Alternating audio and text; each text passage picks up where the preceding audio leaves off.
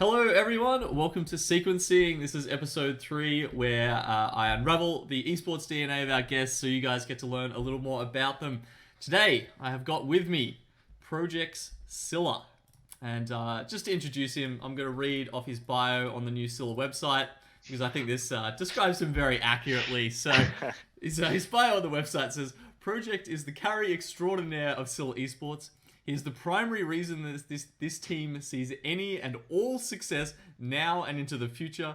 He is a 6'8" gaming powerhouse of pure athleticism. So how well do you think that describes you, Project? Pretty on point. Okay hand, that statement. Okay Yeah. hand. Just to a T. Pretty much. There's only so many words you can use to describe me. And most of those, are the right ones, I guess. I might just have to get you to stand up later and have a Yeah, ruler yeah. next to you just so we can yeah. verify. I got a tape measure. I'll be sure to make it accurate. Okay, awesome. Well, so you have spent most of your competitive time playing Overwatch for Team Scylla. Now, this is a reasonably new organization, right? It's run by some pretty young guys. But I have to say, from what I've seen, they seem to be doing a really good job of it. And honestly, it's not often that you see teams come straight into the scene, and not make a whole blunder a lot, make a lot of errors, and so far they seem to be treating people pretty well. We haven't really heard anything negative about them. So, give us some insight into the organization. Yeah, so back when we were still Ancient Templar, that was back December-ish, I think, off memory. Right? Yeah. That's when Doctor was still with us, and he basically just wanted us to find us a nice org. There was Skyfire at the time, didn't have a team. There was They just got shanked by Jam. Yeah, they did. The boys moved to Jam. There was Ripple Esports, and stuff like that.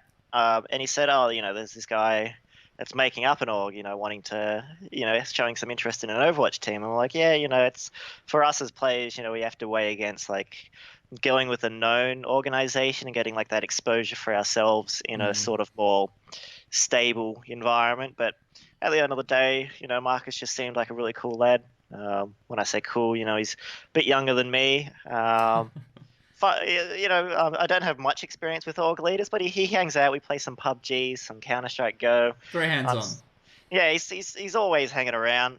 Just can't seem to get rid of him, truth be told. But no, as far as the org leader, he's definitely very approachable. And he's making all the right moves. With our Hearthstone team went across to DreamHack Austin actually recently, and Mr. Lego came second. That was absolute ripper. So he was repping the Squid Jumper the entire time in front of 70,000 people or something on the Hearthstone stream. So that was really cool. But yeah, I just think it was great. One day, Marcus said, "We're going to get I forget who the sponsor was, but I said, oh, they're pretty good. I think it was a headset, and I said, oh, but I think HyperX are a really good brand for headsets because I used to use all these other headsets, and then I bought a Cloud. It was even just a Cloud One back in the day, and I thought for the value, of $100, it was just absolute mint.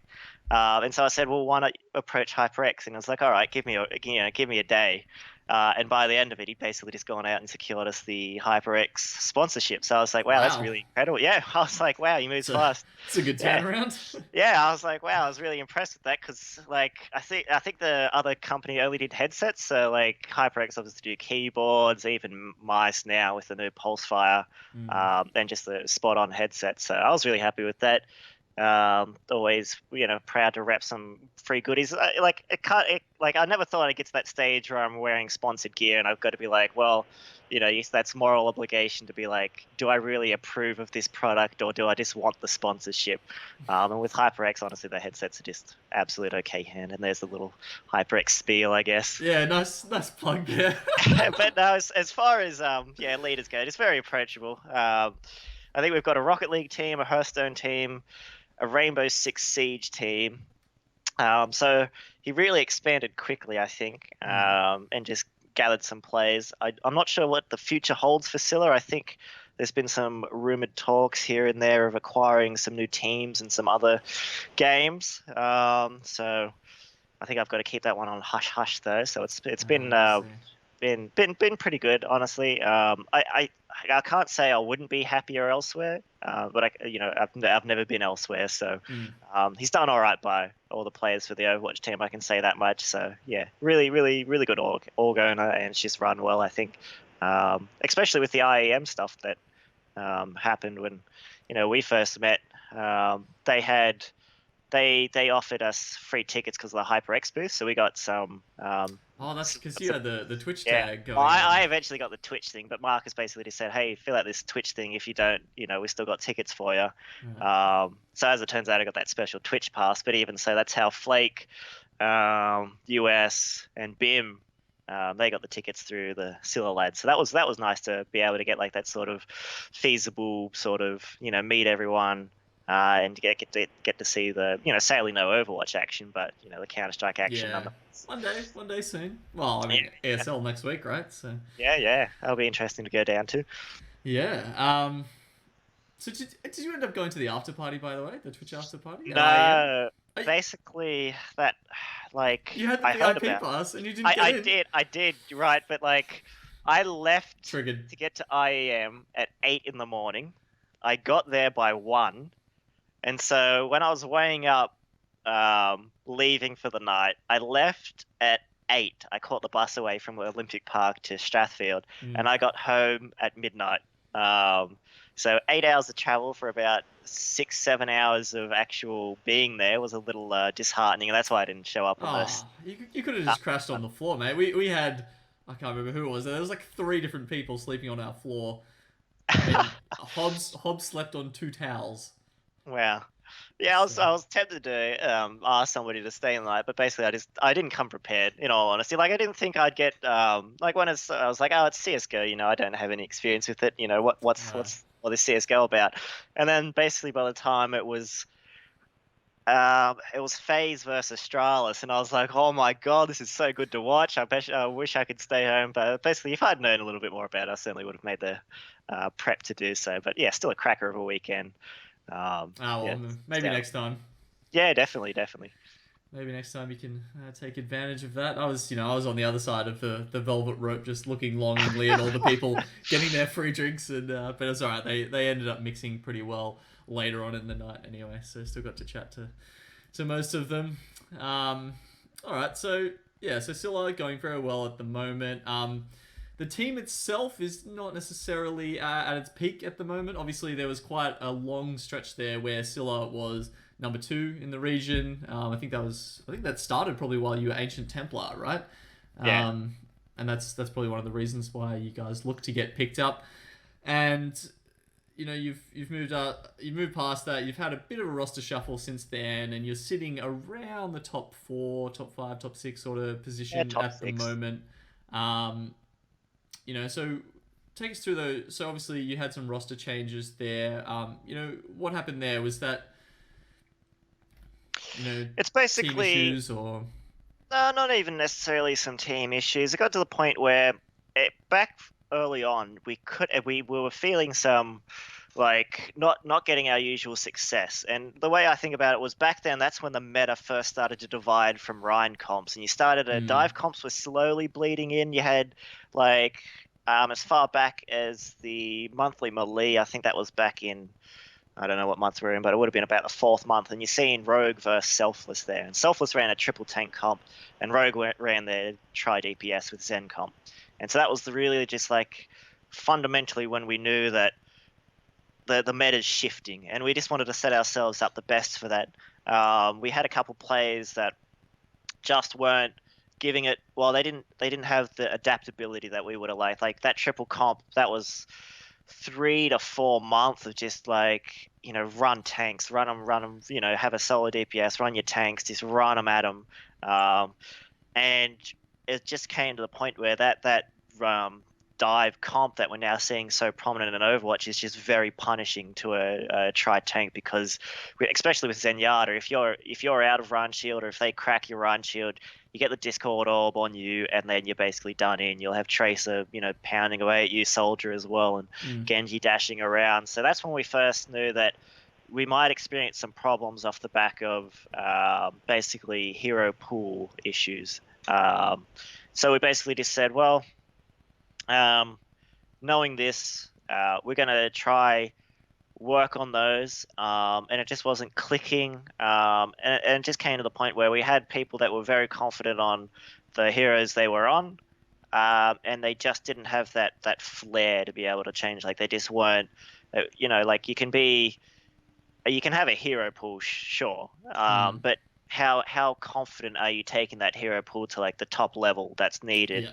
Yeah. So really, that's just about putting in the hours, putting in the hard yards, putting in all you need to know to be able to be successful on those characters. And ultimately, it just didn't click. So I said, right, we'll examine what our strengths are. Saf and Sparky, well, all the team was really good friends and still are. But I know Saf, I rate him as one of the best supports in our scene. Yeah.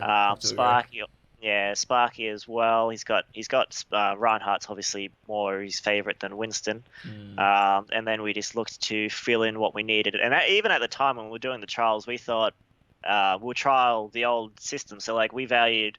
So US obviously a very unknown player. I thought very. I certainly hadn't heard of him. He Oh, came really? on the yeah, certainly came on the recommendation of Switch and like, oh, this guy was good on Yes Man, and I was like, oh, I'll give him a shot. I didn't actually believe he was that good of a player until I watched his VODs back, like his personal recordings. I was like, wow, the kid, actually can play the game pretty well. Like he just has this sort of reliability on each hero. Like if you keep putting on these heroes, he just won't necessarily be bad at any of them. And he shows obviously his greatest potential is on Hog, but he's just tracking in general and his positioning just sets him up to be a really good, solid hit scan player. I think is his biggest comfort. Mm. But so that was like he had compared to all the other candidates that we eventually shortlisted and trialed, he obviously had the most tanks he was comfortable with in his pool. So we were just like, well, with me being the caller, it's a lot easier for me to in-game lead from a tank position because you get to see it's like Zarya is very much a midfielder. Like she's pretty much like a Lucio with a big gun because she just sits around your team, gets a very good eye of everything, can see what all the players are doing, can micromanage each player to an extent. So that was where we're most comfortable with as me as a caller. So we just basically trialed for another tank and another DPS, thinking a bit short-sighted, I guess, in that regard. Maybe if we did the trials again, like to this day, we might value like a top-tier Genji player or a top-tier Diva player or something like that. So yeah, we came through, and Lush obviously had a bit more. He probably had the most experience of all the candidates, as well as the guy's aim is just nutty. Mm. Like as when I was watching his VODs, I honestly thought like that's eat up level of hit scan. So he's very, very, very good pickup. So that's basically the team we went with forward. And yeah, like I said, the sort of team, like the hero comforts sort of played a bit into it. And I think we're still just trying to find our footing more or less. Yeah, so you just said there, right, that you were having problems with hero pools, which is one of the reasons why you switched out a couple of players. So the new players are Bim, Lush, and who's the third one? The US. USMC. Yep. Yeah. So, but one of the things we've seen, especially in the Cybergamer ladder, is that Scylla hasn't looked that comfortable outside of that 3 DPS composition that you've been playing forever and ever, right? And as soon as you changed the team lineup, I was like, oh well, this is why they're doing it, right? That's the only logical reason why they're doing it. Otherwise, they're playing at a very high level. Why would you? And then you came out and seemingly for the most part so far, you've still run that composition. So what's going on there? Have the players It's not been as good it's on the other picks that you were hoping that they would be? certainly it wouldn't be to our strength to do that. Honestly, I think you can still get away with triple tank in this comp. It's just a lot harder. Like the dive comp just is um, a lot easier to get away with. So triple tank requires a lot of team cohesion, a lot of team synergy, a lot of grouping Mm. up, a lot of pushing through, a lot of strategy, more so than it has in the past. But Which it's was more or less, really like a strong point of the original Scylla lineup, right? yeah, yeah. So basically, I think in the last first thing Monopoly Club, Sparky just said, "I'm not too confident on Winston, guys. I think we're going to have a better chance, if we work with a Ryan comp." And so that's what we played. Like we've got to really just it's hard to figure out what you should be running this meta because everything to an extent is viable. We've just really got to find our footing with what works the best for us. So like I've been learning a crap load of Genji in all the scrims, as well as having my Zarya, Soldier, Tracer, and all that. Basically, with the 3 DPS comps that are being running as well as double DPS, you basically have to know a bit of everything. And it basically just came down to Sparky said, well, I'm not the most confident Winston, so we should just run this. And we basically just tried to work around that our best. And it worked in parts, didn't work in other parts.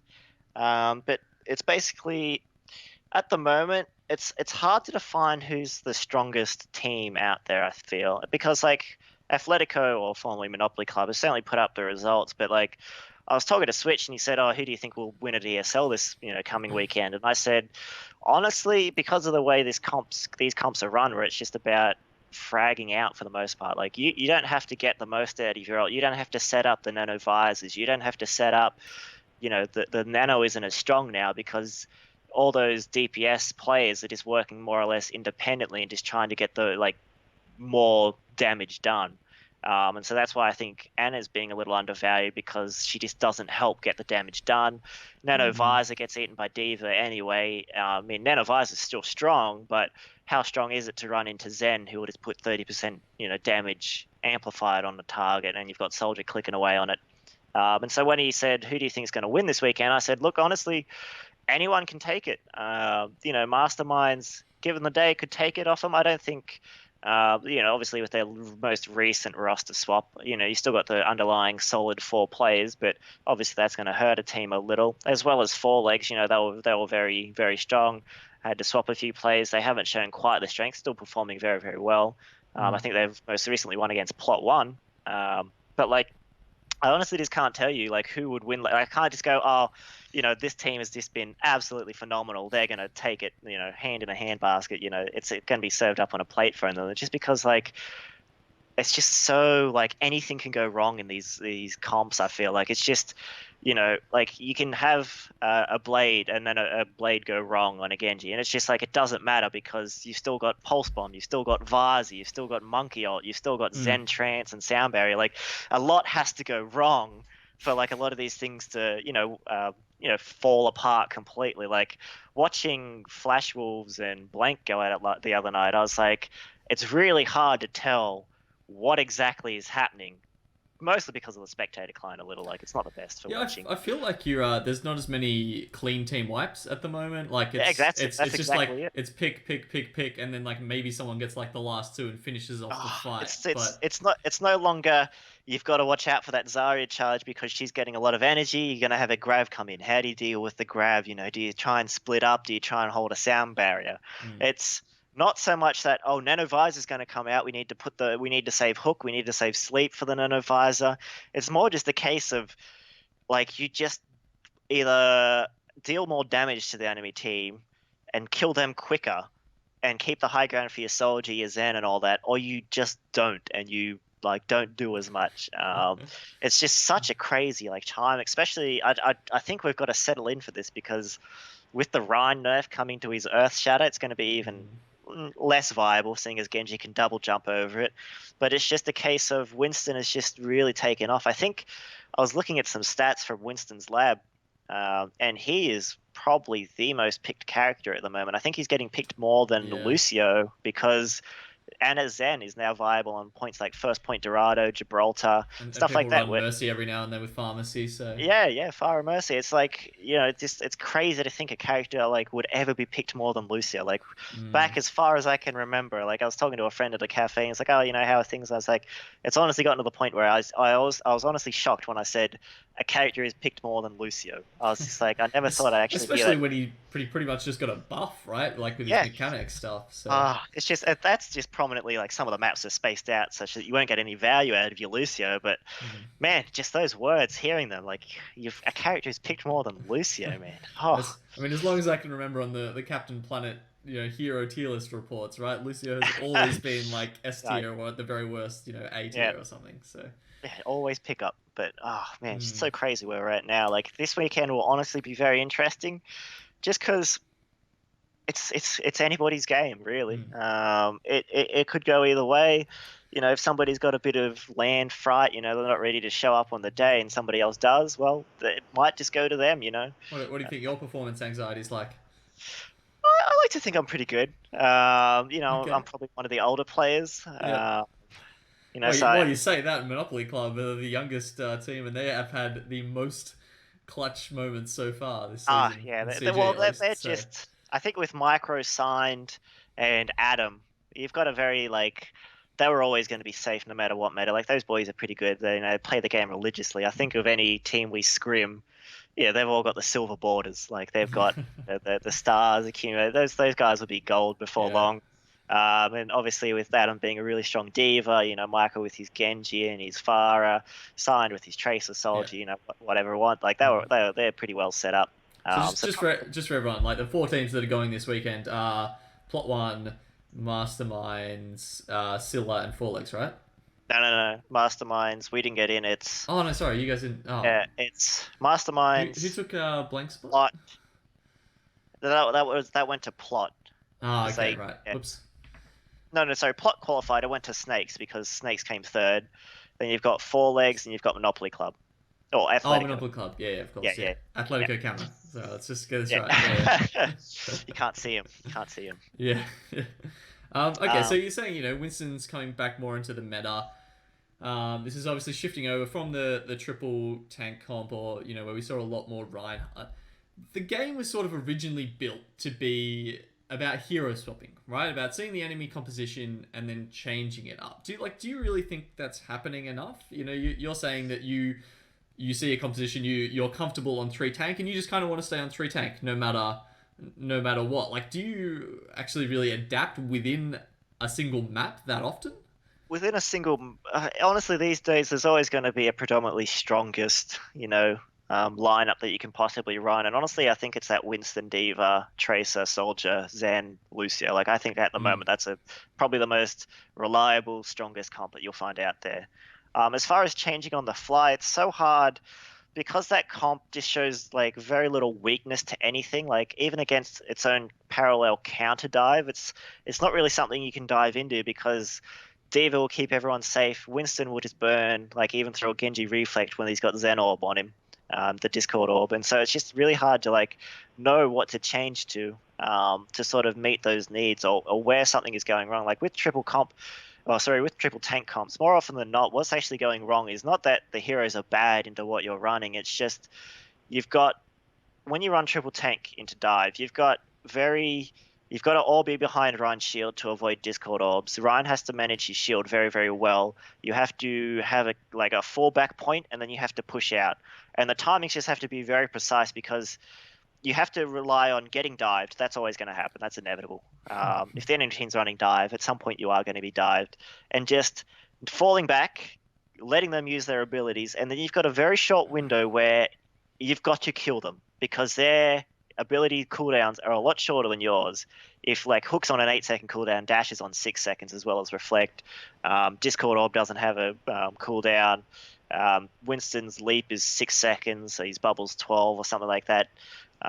Saber's Diva's Fly, I think, is 6. So you've got a very short opportunity where if you don't get those picks and you don't get those opportunities, that comp will just taser you through shield. It'll just harass you from range, and ultimately your comp will go more wrong because Winston shield is a big bubble, Ryan's is a big flat disc, or square actually, and it's so hard, it's so punishing to run other comps at the moment. Square? Really? It's a rectangle. That's It's a rectangle. Yeah. Square's a kind of rectangle. But it's just so punishing, I think, at the moment to run anything else. So like swapping off certainly can be viable. Like you can throw in a McCree to like try and counter the Tracer and shoot a Fair or something like that. But ultimately, like it might just be in the long run just weaker to do that because McCree's weak to dive. If you've got Genji and Tracer, he's only got one flashbang or he's only got one stun grenade. Eventually, he's going to run out of that and he's going to die. So it's just a case of it's like why run something else? Just because it's very hard to sort of adapt when you know that you've got to go from. It's very hard to even just swap from a dive to a 3 tank comp and just get everyone is in their mind rather than being this sort of separate entity that's separated. You change to a comp that's clumped together, using your abilities and coordination to get the most out of them, huddling around an Ana, stuff like that. It's just so hard to change that much. And out of the DPS, really, unless you're going to run Fire and Mercy, it's not so good to run just the Fire, I feel, alone. Or it's not, you can't just like get Mercy on her own. Like Mercy alone on her own is death for you. Sure. Yeah. So that makes like there's just certain elements. Some teams have been running Pharah with like the Zen Orb on it. Yeah, Orb of Harmony. If the Fire is like very experienced and well versed, I think you can get away with it. But there's not too many in the scene I would trust as a Fire to get away with it. Certainly, we don't have one under our belt, so we wouldn't run that. Yeah. But like Genji even is just weaker because you're running Zen Monkey. So like you don't want Genji so much as you want the Soldier Tracer, because they just do damage, out the wazoo compared to him even. And even like then you've got Fire, then you've got McCree, and I think that's all offense heroes. So unless your McCree is like very, very good, like you'd have to be Taimu. Like I've seen Taimu run it into a counter comp, and while he's versing Korean teams, I think like you have to be very good to get away with another comp. It's just the element of the game we're in. And I honestly don't see it changing for a little bit, so it'll be interesting to see what comes of it. Surely that's a bit map dependent as well. I feel like you're sort of painting this with a very broad brush, which might have been, deliberately, but don't you think that changes a bit depending on the maps? If you've got something more constricted versus something a bit more open? Well, like even if you think about Dorado, which was a point where predominantly you try and push that card up that ramp, we've got bodies with like 400 to 600 HP sitting behind a Rhine shield, throwing damage down this tiny little choke point. And now teams are just running like play on the roofs, run a dive comp just to dive the cart almost out of the spawn. So like it's just getting to a point where people can run it, they will ultimately try and run that comp. I feel like you can get away with running triple tank. Like I've seen Meta Athena do it. I've seen all these other teams do it. But like the strategy, micromanagement involved in that is just a lot higher than getting away with the dive comp. So I think for most teams, they're going to try get away with a dive wherever they can. Dive defense, dive offense. Certainly on the Koth maps, I think it's the most viable. Even on a map like Control Center, Lijiang Tao, like the only teams I'm seeing run predominantly 3 tank into 3 tank is the North American team, soft memory, when I was watching a bit of... Really? Even on Control Center?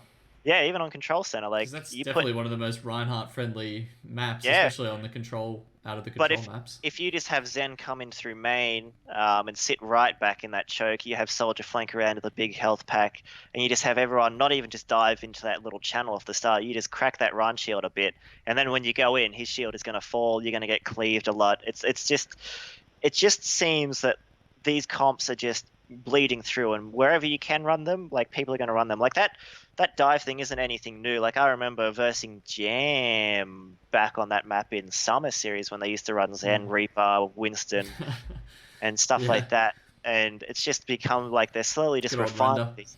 Yeah, render on the Reaper, and slowly just refining these comps to just figure out what's better. And they've definitely found it. Like I think we're at the point now where unless Blizzard change it, I think it's a case of people are going to be running your Winston Diva, Soldier Tracer, swap Diva for Genji where you want, Ana, Lucio if you defense where you can, Zen, Lucio offense where you can, and it's just, really, really, it doesn't lend itself to as much strategy, which I think.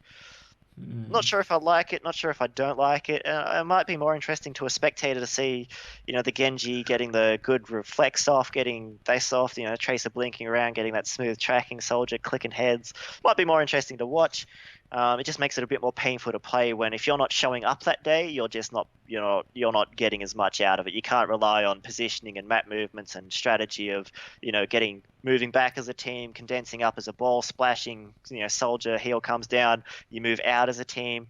It's just, getting dived, I think is like, it's hard to see what will change to bring this out from this sort of Winston Diva predominant comps. And do you prefer playing the off-tank role or the DPS? Look, Zarya can't headshot, and I'm always a fan of hearing ting ting ting ting ting when it's pretty damn satisfying. It is. But in all honesty, I feel like as long as I'm not on I feel like Diva's one of the more boring heroes to play. Certainly can be fun, but just Defense Matrix doesn't lend itself to like a really good feeling of, oh, I ate, like when you eat an ultimate, yeah, it's fun. But you just don't feel that sort of clutchness of like a Zarya bubble onto a Genji blading someone, No. or you don't feel the niceness of, clicking, McCree, he's got a 70% accuracy, he's on fire, he's going ham. Even just Soldier as well. He's not too bad when you can one-shot a Tracer basically with your Helix rocket. Yeah. So for me personally, I enjoy playing whatever is working for me. Really, like it's just if I'm going off on a certain hero, you'll never hear the end about it on the team. The team will know. My team will know if I'm going, playing a character well that night. They'll tell you. It's very easy to know if I'm playing Genji and doing well. Um, and it's just a case of just that sort of hero swapping can sort of just lead you to get like a false sense of, oh, this isn't working, so I want to change hero again, or I want to change hero again. So generally I find, as far as off tanks compared to DPS, they're not the worst thing in the world. Like Zarya is probably what I'm best known for, and I think it used to kick around when I said she was boring and I didn't like playing that hero. That I it feel kind like of a played. lot of people, a lot of Zarya players especially said that after, playing her for months and months on end. So, I Oh, mean, the same thing with Lucia, right? Anyone that gets locked into a role and just has no options, like, eventually you're yeah. gonna kind of get a bit bored of them. Yeah. That's why I always think, Harry Hook, when he went from Lucio to DPS, probably just absolutely loved it. And getting to Oh, show that off to the world. now, You now he's couldn't back have. on Lucio. Now he's back on Lucio, yeah. So he got his short stint, but that was it. But yeah, certainly with triple DPS comps coming out, you get a lot more run of that. Like, really, the main tank role is really the only thing that stayed consistent throughout Overwatch. Like, Orisa's meant to be the other, like, what over like they're coining as an anchor Anchor tank. tank, yeah. And like for her gun to be useful, I don't think it has to be changed in some way. Like the projectile is just very hard to get the most out of, I feel. Like if you want something that bubbles and does damage, you want Winston. If you want more of a shield and a better ultimate, say for instance, than Winston's, you run Reinhardt. Like I don't see a situation where you'll run Orisa over those two just by. Even if they change it to the 8-second cooldown for the shield, like they're planning to? I think you're just going to see more Torb and Orisa, in all honesty. It's becoming very prominent on Hollywood first points, your hybrid first points. If you can get away with Torb Orisa, it's a very hard comp to run into. Like, obviously, Sombra is the direct counter because a hack will stop the turret, it'll wipe out the shields, and you'll be able to go in. But just those comps themselves are very hard to battle into because Torb was always a thing that used to be run over Lucio on those sort of maps. And certainly, Bim likes to run a bit of Torb here and there. He always gets a bit of a glee in his eye when he gets to run those. But as far as, and Lush obviously loves Orisa, he's got the gold gun for it. So we try those comps, and I just think that's the only thing that's going to improve over what it is now. I think that the shield cooldown will help that comp out a lot. Like that, I wouldn't expect that. I would expect that to be basically those are very set for those hybrid first point maps. You run Torb Orisa because you'll get so much value out of those. That sort of sentry gun having the protective barrier. It's basically the old beta Bastion that had his shield whenever he went into turret mode. Yeah. So I think that's basically just what it's going to lend itself to more. But as far as the fast-paced game that Overwatch has always been, it just doesn't lend itself to that so much. Like it came to even in those Rhine comps, it's basically just you've got the Rhine has 2000 HP on his shield to move himself into a position where you can bubble and even defense matrix or bubble and Annis grenade and hog hook the enemy Reinhardt. Otherwise, that's basically your go command. Otherwise, you're doing something where you're just cracking your shield and standing around. So I think it's always been sort of a fast-paced game, and I'm not sure if it's just players haven't caught up to like Orisa's like demanding requirements almost to get the most out of. Like she's got a big clip size, but it's hard to sort of connect all those bullets, especially when you've got Tracer Genji blinking around you, or you've got Monkey in your face. Like it's not even like, why would you value burning a Monkey from an Orisa standpoint over like Hog, who has the hook and the gun to sort of shoot him down with? So it's just I want to say, like, when we first seen Anna get buffed, players took a while to sort of realize, hey, Anna's pretty good.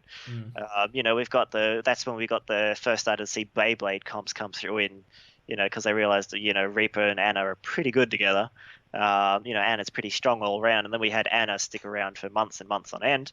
And I want to say maybe that Orisa players just haven't dared to dabble in it. Like, it's even Sombra is a little more prevalent now. It took a while for players to figure out that Yeah, she Sombra. got a couple of buffs, and now you're seeing her lots in, especially Yeah, like Volskaya, first defenses, all those places where there's readily available health packs.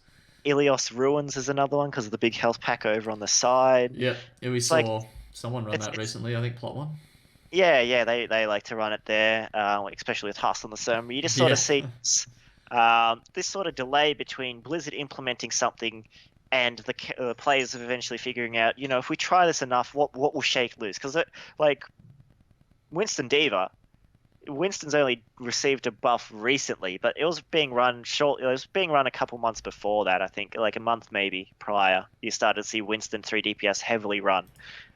It came back basically off the back of the Anna nerfs with her healing grenade not being as strong, like the 50% healing, stuff like that. But it's just so interesting to see like that discrepancy between Blizzard implements something and players slowly tend towards like, what does that actually mean for our metagame? And so it's just always a battle of trying to figure out what should you be running, right? Like there's no textbook for what you should run. Ultimately, if you've got very strong players, you want to play to their strength. But if you told me I'm the number one Junkrat in the world, I'm not going to put you in my team. I'd certainly try and get you to learn Pharah or Genji or something like that based on your projectile experience. But like some things are just better and easier to run than others, and you have to basically try and either have players that can fit everything and can sort of have a confidence that comes with it of, if I go into this scenario, we're just not going to get outplayed. Like, I think when we were at IEM, we saw SK Gaming versus Optic Gaming. And I had Flake trying to explain to me the strategy of CSGO while Optic Gaming are barely winning one round. Like, it just does, when you're just losing on all fronts that are like mechanical, you can't worry about the strategy yet. You basically have to learn the mechanics, you have to learn the strategy, and sort of fit them together. Whereas those guys were just getting, 16-1 on something. And I, as a non-CSGO watcher, I was like, is that bad, Flake? He's like, yeah, they're doing pretty awful. So it was just when Blank start playing Junkrat against you, you're not going to start worrying about what's the correct counter to Junkrat. Yeah. You should probably just get on their level first. Yeah, it's a case of, like I always think mechanics just come first in a thing. Like people try and tell you that you don't need the best abilities in the Overwatch because it has the ultimate, it has the abilities. Like if you can't click heads, 5% better than this other guy. Oh, here we go. It doesn't mean you're not Both necessarily. of them made an appearance now. Must be feeding time, but no. If you don't actually have that level, then like it's like. When I was watching OGN, I was like, why can Taimu get away with running McCree into this comp? And it's because, he's Taimu. Like, you just have to respect that McCree is just meta changing in a sense. It goes against what's preliminarily meant to be good because the meta is just sort of set up in a sense that if you can run these heroes and it's just very effective. Like, the heroes combination is just very effective. So you don't need to be like the A class of those heroes. You can still be effective on those heroes into any. Yeah, there's quite a few offense heroes like that. I think Pharah, she's one where if you don't have that skill cap, she's not going to be that great. I actually think Tracer. It took a while for a lot of players to be good enough to make Tracer viable in more spots. Like originally she was good on like say control maps or something, and then as players got better and better with her, you saw her just starting to run on everything. To the point where now we're in this dive comp where you see Tracer on like Kings Row even doesn't matter what the payload map is, people can still get her in and around even if it's a tight space to work with. Yeah, it's Tracer's always been in my eyes one of the strongest DPS.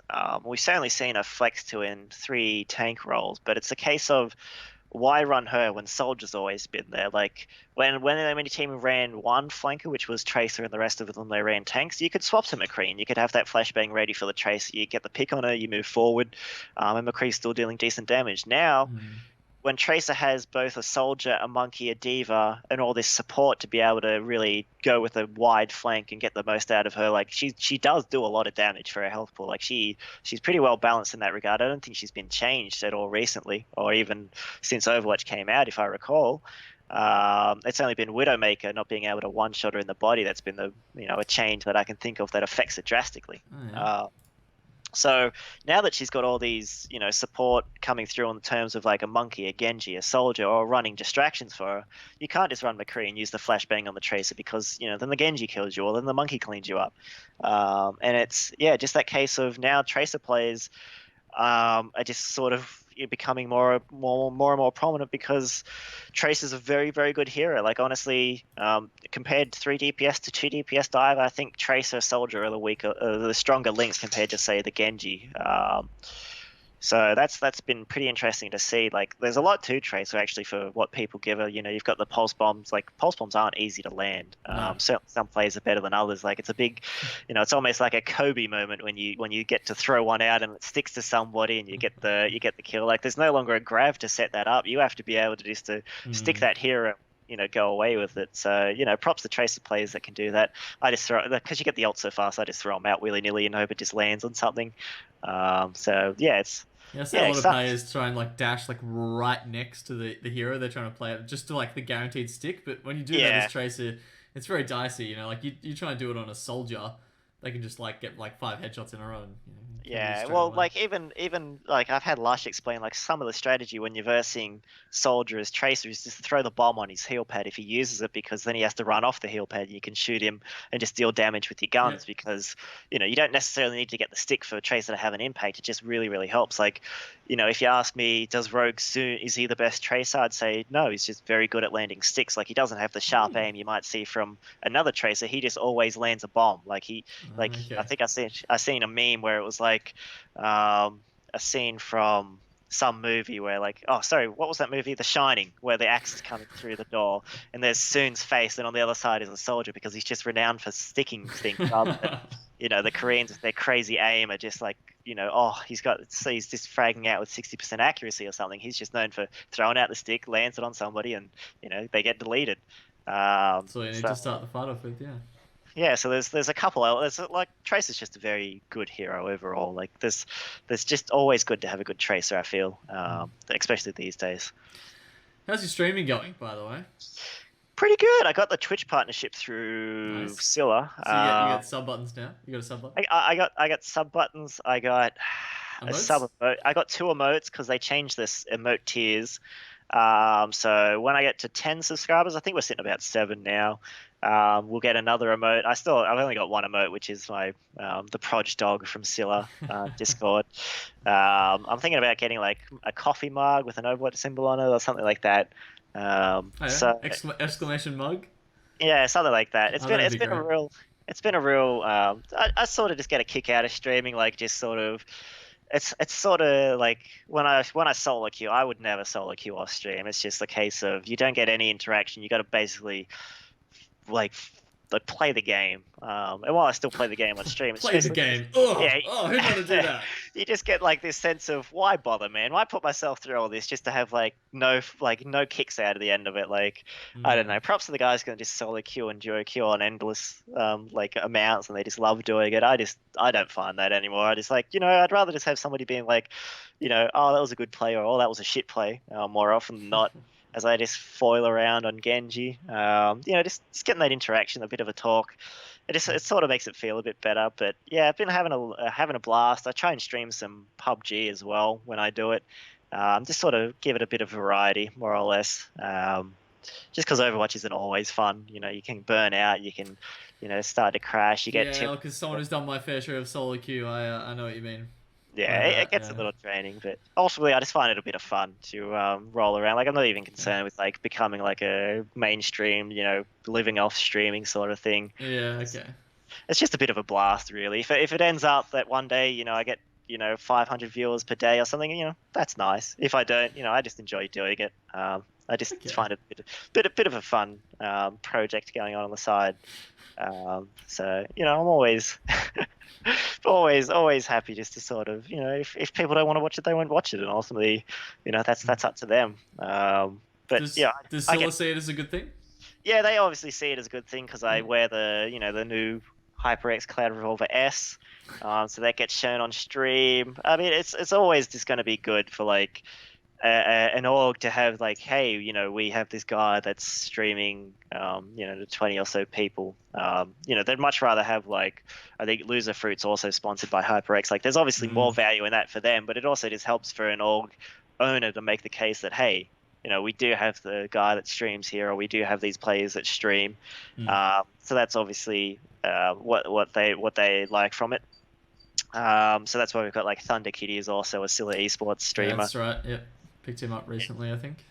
Yeah, so he just streams his life basically on Overwatch. So it's always on, man. I've got auto host on for Thunder Kitty, and whenever I log on like my Twitch, he's just it's always on. Like, I haven't set up auto host for a lot of channels. Like, I host somebody and now it says, oh, do you want to auto host them? I'm like, oh yeah, sure, I'll auto host them. So I think it's got Thunder Kitty, it's got Racket now.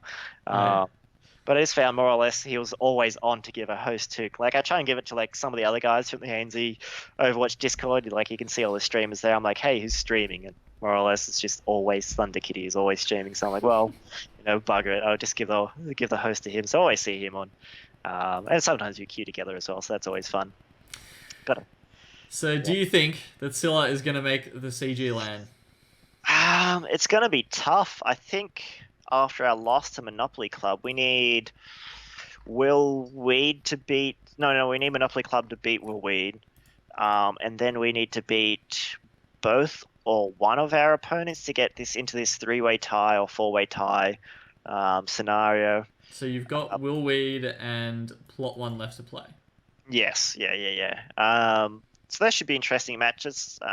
We've always shown positive scrim performances, but just the I guess when we make it to live, something's going wrong. So it'll be dicey. I want to say we make it through, but I can't guarantee. It's a bit nebulous. Well, I'm not the coach. I'm just the captain. And as far as captain goes, I'm pretty, just easygoing. Just keeping the morale up. Yeah, I'm just that guy that will grumble when things go wrong, but I'll also be like, guys, let's get into it. Let's just show them what we got. I try and motivate people as best I can. Like, not, captain. I don't even know a good captain, like Coach Carter, I guess. I'm not that. I'm not that kind of player. Like, I will. I can tilt just as much as the rest of them, and I need like an amp guy to be like, hey, let's bring it back. But I think as far as consistency, I'm always that guy that's like, come on, let's do this. This isn't working. Let's huddle up, and that's probably why I'm the in-game leader too. Just being like, this is what we got to do. This is what we need to do. Let's go out and achieve it. So yeah, I try and do my best. Basically, it doesn't always work out, but I've got to give it the best. Otherwise, I can't sort of say to myself at the end of the day, I tried my best. That was something I learned early on playing soccer. As long as you can say at the end of the day you did your best, then it doesn't matter what somebody else says. I mean, if they say you're shit, then you might need to reconsider some things. I mean, if it's Switch telling me I'm shit, say 1v1 at LAN. Yeah, well, unless it's Switch, right? I have to listen if Switch tells me I'm shit. As far as the other guy goes, there's a hierarchy. It's pretty flat, with like 5 members, then me, then probably equal to Switch, and then it's got Marcus and all the other Scylla leaders up the top. So I take all criticism on board. Like, if somebody tells me I'm shit because I'm doing this, then I generally try and fix it. Like, especially when learning new heroes. If somebody says, oh, you're shit at Genji because you're not always dashing and blading, then I try and always dash and blade, or you got to always fit in the melees. Genji's just such a fucking hard hero, man. Like, it is just like... Yeah. It's actually one of the very few heroes I just haven't bothered to learn, because I feel like the time investment into learning him, like, while you get a reward from it, it just doesn't translate to anything else. It's like... Yeah, I can learn Soldier, and then I've learned, like, McCree and Tracer and, like, all this in the same go, whereas Genji's just, like...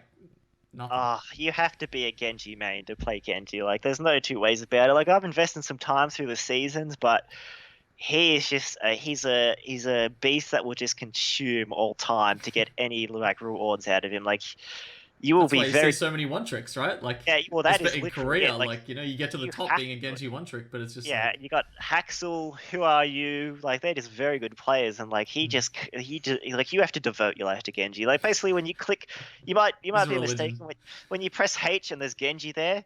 You've actually just got to like ignore all other heroes for a long while if you want to be clicking that hero. Like, you just have to convert to Genjiism to get away with it. Like, there's like, you'll get wrecked pretty solidly by somebody else if you don't. So it's just so hard. Maybe you should like shave a Genji in your hair. Maybe that'll help you. Yeah, I've got to consider doing that actually. I need a new haircut. I was going to do it for I was going to shave, get a haircut for IEM, but eventually this turns out that I was too lazy, and thank goodness, because after like the 4 hour train trip, especially when the buses had to replace the trains, like there was meant to be a 10-minute train to Olympic Yeah, Park. that was ugly. Everyone had Oh problems with that. God, damn it, man! It was So like, who does those haircuts, by the way? she's XX anemia on Twitter, but basically it's the girlfriend's friend. We Okay. just drive into Newcastle, and um, she herself is a sort of outgoing person. Basically, one day I used to just get like a regular old, short haircut. And the girlfriend was like, "Oh, one day we'll just get you a mohawk." And I was like, "Yeah, sure, we'll try it out." Like, basically, I was a uni student. I didn't have a job or anything that would be like, "You can't have that haircut." I was like, Why "Yeah, not? whatever." Yeah, I thought, well, I'm still young, I'd get it done, and it turns out it looks pretty good. So I thought, But it's not just the mohawk, right? So for anyone who hasn't seen this, if I develop video editing skills in the next day, I'll try and put a picture up or something. But Project has had shaved into the side of his head. Let's say there was like an Overwatch symbol at one I've point. had the I think Overwatch symbol, I've had a Scylla the Scylla squad, I've symbol, had the HyperX HyperX when you logo, got the sponsorship. Yep. I've had a spider web, I've had like circuits because I do electrical engineering. Like I've had circuits done in there. I've had your generic, like the first time I did it was just like a generic like bolt sort of shaved pattern all the way back. Trying to be Harry Potter. Yeah, it was basically I've had anything and everything. Like each time I go there, I basically get asked what pattern do I want. So I just try and think of a pattern somewhere in that I've seen or something that just like it's just cool that I just want shaved in. She just tries her best to sort of shave it in. And what So. happens afterwards though? Like, because you get this like weird shape shaved into your head, right? Does that mean you just have like this like horribly uneven like side of your No, head no, that because grows it's out, like or it's like very little difference between how short the side of a mohawk gets shaved and like the like very very short artwork. So basically, after a week or two, okay. it's just you can't. It's just gone, man. It's just It's like all layering. yeah. It's all basically a layering with like a mil or 2 mil difference. So you won't notice it. So like after a week or two, it goes. And as far as like the mohawk itself goes, I've never been like I didn't get a mohawk going, I'm gonna look cool styling it up every time I go out. Like that's why it's flat at the moment because it's a pain in the ass in all honesty to put this thing up. It's especially when it starts to get long as well. Like each time she cuts it, she gets it spiked, like gets spiked up, and that's when I usually take the picture because after that there's like it has to be a blue moon for me to get this thing up. It So just I think you have to sacrifice like an entire tub oh of gel to get it up.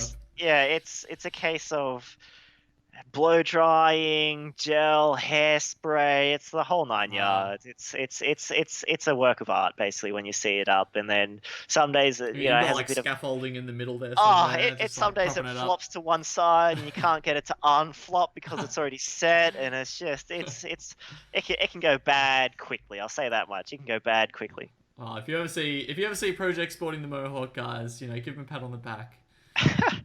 Support I the honestly haircut. might do it for this weekend. Like there might be some the So boys. you're coming down to watch, even though you guys aren't playing, Yeah, right? yeah. Okay, awesome. Awesome. I live close enough. Like it's 8 hours travel here and there, but I live close enough. Like it's a long day. Don't get me wrong. Like I might only show up for one day. Does it go across 2 days? I think it does. Yes, it is across two So days. Yep. I might do the opposite of what I did at IEM and just show up for the grand final as opposed to the the semi-finals and Yeah, stuff. good idea. Good So idea. I might You get not the miss hype the match. grand final. Yeah, I might not miss the grand final this time and get behind the boys because honestly, after meeting someone from at IEM, they're all good lads. Like they shit talk and they shit post in ANZ Overwatch, and there's been a few dramas. Obviously, I haven't been at the center of any of them or been involved in any of them. So, I always keep just like a level head and be like, I don't think this guy's an asshole when I meet him in real life. I don't think I'm gonna have to get fighting someone. Yeah. I don't think it's going to be a case of we either shake hands or so I just I'll don't think swing. Yeah. Okay. Yeah. I just don't think I've revved up anyone over the time I've been around to get that enough. Like people might think they're things about me, but honestly, don't. Apart from Frogger, who shout out to Frogger, he's a very special human. I think he was like more of a meme in real life than he was online. Oh yeah, Frogger meeting Frogger. Like as soon as I met, I think it was Nellery, Frogger, Hobbs, and that Nellery just turns to me and goes, "You're not 6'8." Like Yeah, fair enough. I'll cop Yeah, that. yeah. But it's just good seeing everyone like US and Bim and Flake, especially. Seeing Flake, like if you've ever met Flake online, he is exactly the same in real life as he Happy is in. guy. The happiest, like just happy-go-lucky. He's Flake, and he Mm. just, he's always happy. Um, so that's nice. Be keen to meet Hulu, like dish him out. Like I've always got a bit Oh, of that's banter right. He'll going be with coming Hulu, over. Yeah. paying him out. You got players like Cantus coming over. Oh, he's gonna have to reveal his identity. Yeah, you He's got kept Cantus. secret for so Like, long. I've it's heard just, I've heard he threatened to bash people if they even like told anyone his first name. oh man, I like when I first heard Cantus, I was like, man, and then I watched his stream and he doesn't talk in it, so I was like, man, he's got such a beautiful, sweet voice. You just want to hear it all stream. So we've got those players coming across. Who else would we meet? We'd meet all the Monopoly lads. The Plot One guys like Huss and Yuki and Smash Brother, who was at IEM on Sunday. I just didn't get to meet him. Yeah, he Uh, was there for a little bit. Mm, yeah, it's going to be okay. a ripper. At a glance, there's 24 people, coming down from the Overwatch scene at the very Mm, least. So mm. it'd be interesting to see everyone there. So is So your it'd be, girlfriend making the trip with you? depends. Honestly, it's just like so long. Like even for Yeah, it me, like is. It is. car At trips, least I'll train have someone to trips. talk to then. Yeah, train trips, car trips, plane trips. I just fall asleep immediately. Like it's almost like I have narcolepsy. Like I just like at the drop of a hat, as soon as the train starts moving, I'm dead. Like it's Right. just like Okay. I put an That's alarm for awful. like I put up like whenever the train's going to arrive, just set an alarm for that time, and there we go. I'll just wake the alarm will buzz. I'll wake up at that time and get off the train. So it's just a case of traveling with me is just a case of read a book because I'm going to be dead asleep the entire time. Yeah, so I was about to say she was very supportive. I remember in summer series, it was Scylla for some reason. Just you've got like the best wags, right? It's like Scarlet of Sparky's Uh, girlfriend, is and Chelsea. They were just in the Twitch chat the whole time during summer series, just like cheering the boys on. It was Yeah, good to yeah, see. very good. Certainly one of the better things you can see in Twitch chat, I think. So it was always just nice to see sort of just like people coming together in that regard and cheering everyone on. They even just go for like some of the other teams, like oh they're doing well, and they always like to And hear they're about. very positive, like in Yeah, general. yeah. Just they've just always just always got like a nice thing to say. Mm. They sort of don't have that sort of darker side, I guess some of the other players do, where they've been around and they know. They start to just clash a little, whereas they're just, they go on every so often and then they just, have a bit of fun, like, oh, this player's playing well, they're going good, or, I like that about them and stuff like that. So they're always just nice. Yeah. Well, it's almost about scrim time for you, so I will let you go. Have you got any final shout outs before we head off? Obviously, I want to thank Scylla, and that's Marcus and Kasubi and Expired for just putting up with the Overwatch team through success and failure, and always been a good bunch of lads to hang around anyway. And obviously with the sponsor HyperX, it's always been good. I guess I want more Twitter followers because I remember I just hit 200 and I was like, oh man, I'm so keen for this. I know you did the little raffle, didn't you, with the Winston and Yes, the I did. mug? I've got to think of something clever like that. Honestly, I've got to think of something I can give away to get more Twitter Are followers. you getting Brazilian followers at the moment? I'm getting I'm both. getting like tons of just Yes. random Brazilian followers, and I Yeah, have yeah. no idea why. I've picked up a couple like No sex idea. bots here and there, and definitely the But see, Brazilians. they And got like when I started out on Twitter, this was probably a year ago.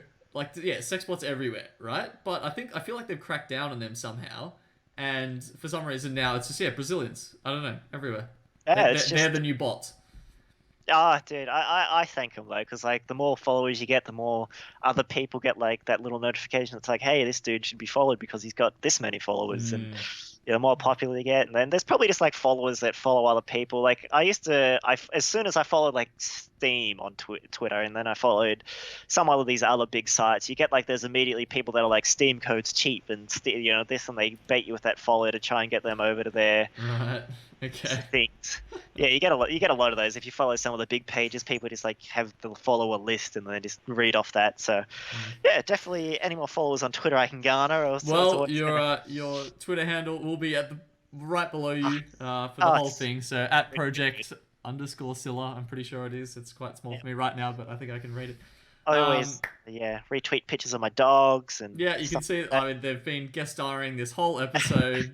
I love the fact that your bed sheets match your dog as well. By the way, Yeah, like the Dalmatian with the Dalmatian bed yeah. sheets. She kind of gets camouflaged on the Dalmatian bedsheet, but she loves it. Just gets to hide in there at night when you're like, nah, get out, and you don't even notice her. Yeah. Yeah. All right, well, we'll wrap it up. Shout out to StarCraft 2. I'm rocking my I'm being a bit of a trader today and rocking my StarCraft 2 hooding with my little my Baneling friend over here. That's what that is. Anyway, sequencing's back, guys. I hope you enjoyed the first episode. We're gonna keep going. Hopefully, every 2 weeks is what I'm hoping. Yeah, just support the scene, right? We've got lots of big lands coming up. ESL is coming up this weekend. Make sure you tune in for that. CG will be not long after. And we've got this World Cup qualifier event that's coming up. That is going to be huge. We don't have that many details about it yet, but get hyped for that. I'm sure that's going to be absolutely massive for the scene. But yeah, thank you so much for coming on Switch, and I hope everyone enjoyed it. Yeah, not a problem. Ciao everyone. See you later, guys.